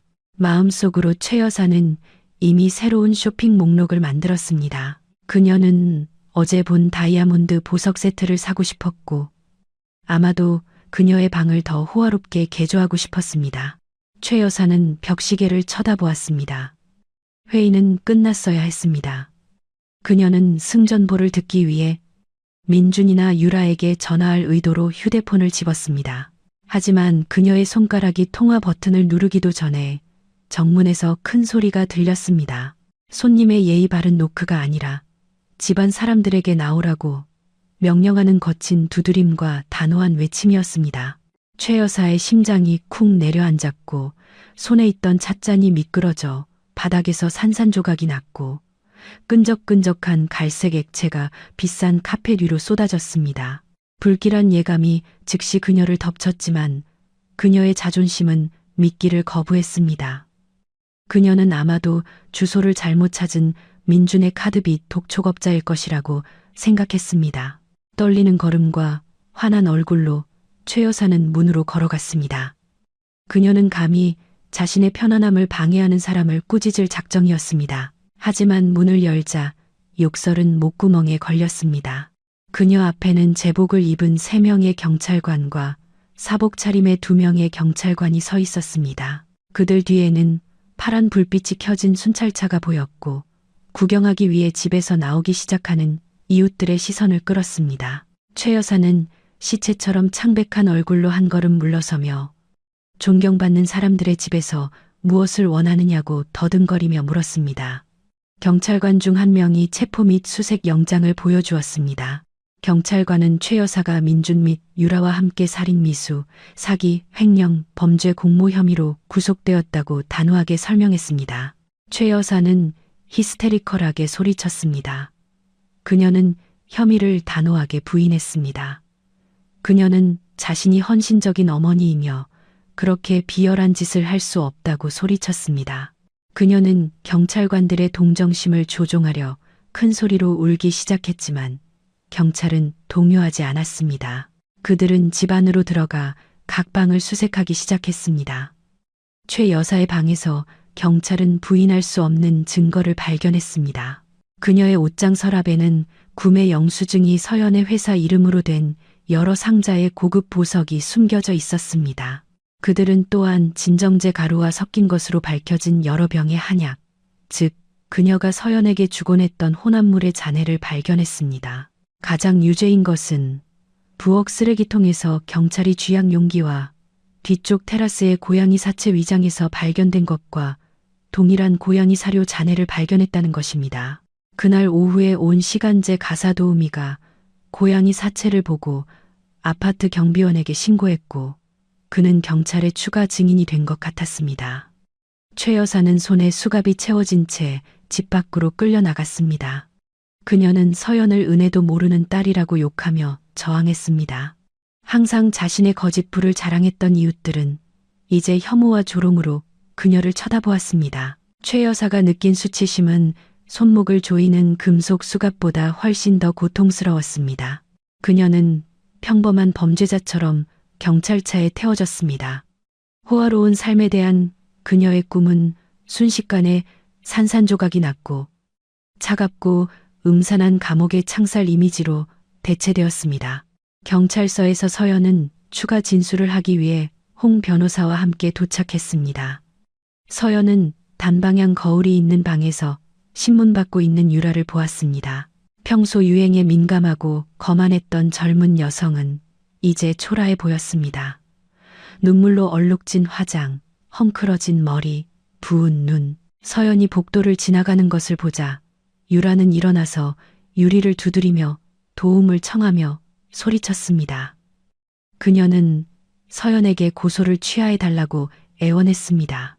유라는 단지 민준의 명령을 따랐을 뿐이며 위협을 받았고 실제로는 서연에게 경고하고 싶었지만 두려웠다고 주장했습니다. 서연은 표정 없이 그녀를 잠시 쳐다보고는 계속해서 길을 갔습니다. 그녀는 그것이 악어의 눈물이라는 것을 알고 있었습니다. 유라는 휴가와 횡령 아이디어 뒤에 있는 두뇌였으며 민준만큼이나 사악했습니다. 홍 변호사는 그런 다음 용의자들을 더욱 절망하게 만든 소식을 전했습니다. 민준의 모든 자산, 즉 그가 할부로 내고 있던 차, 개인은행 계좌, 사기성 투자를 포함하여 당국에 의해 공식적으로 동결되었습니다. 홍 변호사는 또한 수백만 유로에 달하는 회사의 손실을 보충하기 위해 최 여사와 유라의 개인 재산을 압류하는 민사소송을 제기했습니다. 이는 그들이 감옥에서 썩을 뿐만 아니라 가장 절대적인 비참함에 빠질 것이라는 것을 의미했습니다. 비싼 변호사를 위한 돈도 감방 안에서의 편안한 삶을 위한 돈도 없을 것이었습니다. 그날 밤 서연은 자신의 큰 집으로 돌아왔습니다. 집은 이제 텅 비고 조용했습니다. 최 여사의 가짜 웃음도 유라의 애교 섞인 불평도 민준의 조종적인 인사도 없었습니다. 서연은 종종 거짓말을 들었던 장소인 거실 소파에 앉았습니다. 그녀는 이제 매우 넓게 느껴지는 방을 둘러보았습니다.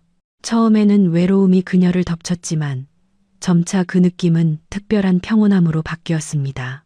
마치 만성적인 치명적인 질병에서 막 회복된 것처럼 느껴졌습니다. 서연은 눈을 감고 눈물 한 방울을 흘렸습니다.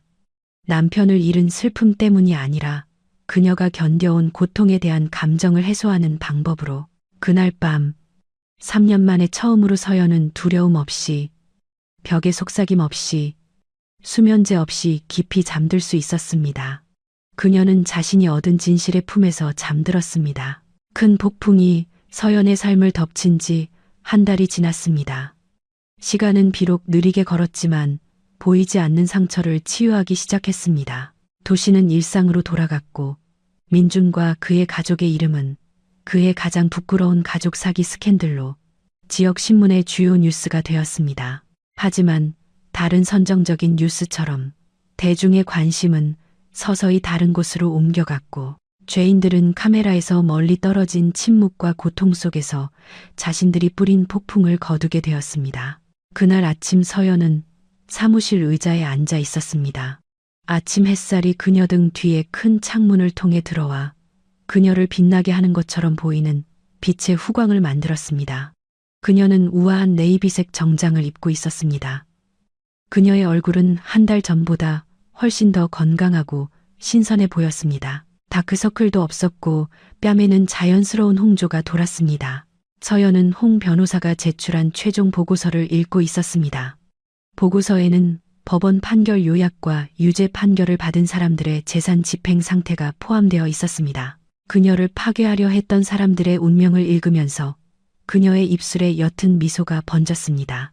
민준은 살인 미수, 문서 위조, 횡령, 마약 남용 등 여러 혐의로 12년형을 선고받았습니다.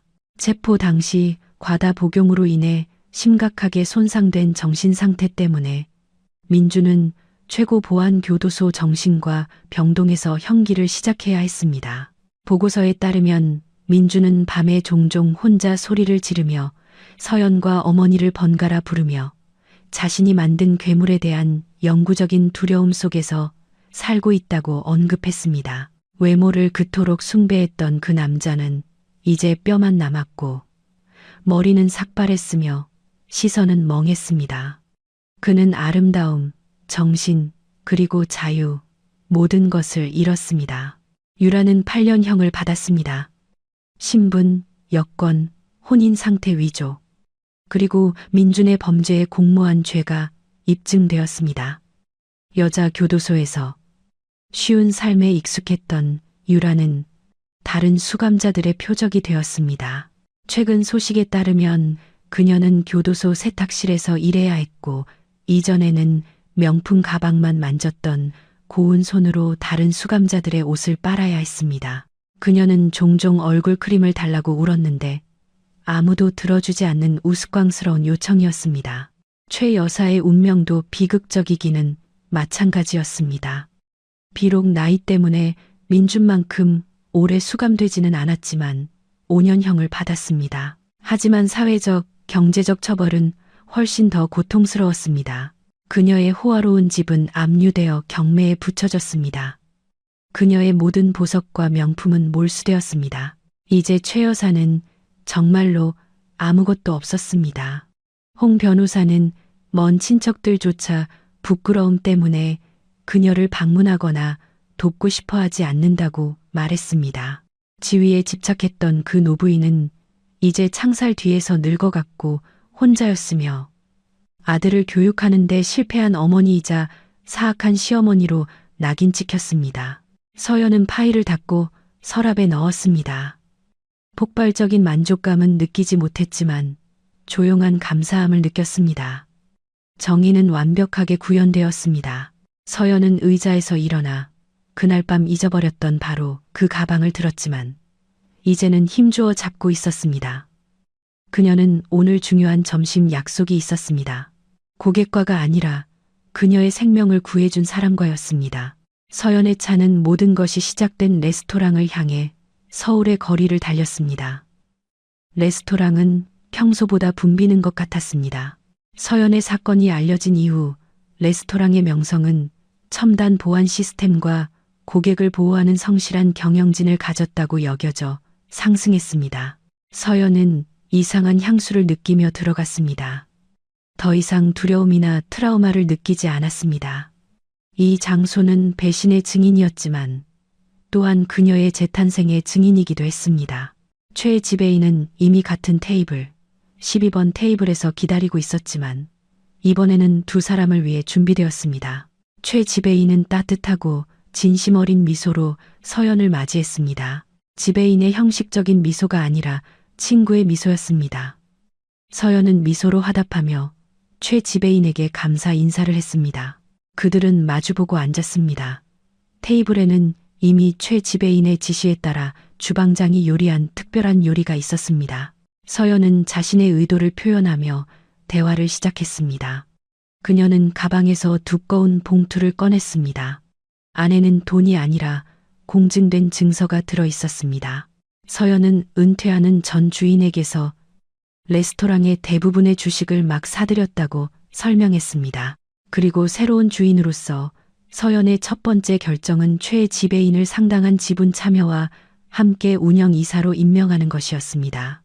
서연은 최 지배인이 가장 정직하고 헌신적인 사람의 손에 있다는 것을 알았기 때문에 그가 레스토랑을 완전히 운영하기를 원했습니다. 최 지배인은 눈물을 글썽이며 깜짝 놀랐습니다. 그는 고객을 구한 자신의 선행이 이렇게 결실을 맺을 것이라고는 예상하지 못했습니다. 그는 처음에는 너무 과하다고 느끼며 부드럽게 거절했습니다. 하지만 서연은 고집했습니다. 그녀는 최 지배인이 도구로부터 그녀의 생명을 구했을 뿐만 아니라 인생의 도구로부터 그녀의 미래도 구했다고 말했습니다. 최 지배인이 CCTV를 보고 감히 행동하지 않았다면 서연은 아마도 지금 정신병원에 있었을 것이고 약 때문에 정말로 미쳐버렸을 것입니다. 마침내 최 지배인은 감격하여 제안을 받아들였습니다. 그들은 독도, 속임수도 없는 건강하고 순수한 음료인 천연 오렌지 주스 잔으로 건배했습니다. 서연은 잔을 들고 최 지배인을 바라보며 부드럽게 말했습니다. 새로운 삶과 하나님께서 적시에 보내주신 선한 사람들을 위하여. 최 지배인은 단호하게 고개를 끄덕였습니다. 제가 아는 가장 강한 여성인 김서연 대표님을 위하여. 점심 식사는 웃음 속에서 진행되었습니다. 서연은 짐이 완전히 사라지는 것을 느꼈습니다. 민준의 범죄를 기록한 구석의 CCTV 카메라를 바라보며 서연은 옅게 미소 지었습니다. 그녀는 오늘부터 더 조심하겠지만 마음을 완전히 닫지는 않을 것이라고 스스로에게 약속했습니다. 그녀는 계속해서 회사를 이끌고 삶을 즐기며 완전히 자유로운 여성이 될 것이었습니다. 점심 식사를 마친 후 서연은 레스토랑을 나와 차로 향했습니다. 오후의 바람이 그녀의 얼굴에 부드럽게 불어왔습니다. 그녀는 맑고 푸른 서울의 하늘을 바라보았습니다. 민준, 최 여사, 그리고 유라의 이미지는 그녀의 기억에서 서서히 사라져 더 이상 아프지 않은 과거의 먼지가 되었습니다.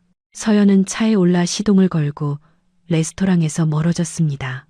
백미러에서 그녀는 최 지배인이 손을 흔들며 작별 인사를 하는 것을 보았습니다. 서연은 미소 지으며 좋아하는 음악을 틀고 밝은 미래를 향해 운전했습니다. 혼자였지만 외롭지 않았습니다. 이제 그녀는 다시 완전한 자신을 가졌고 그것만으로도 충분했기 때문입니다.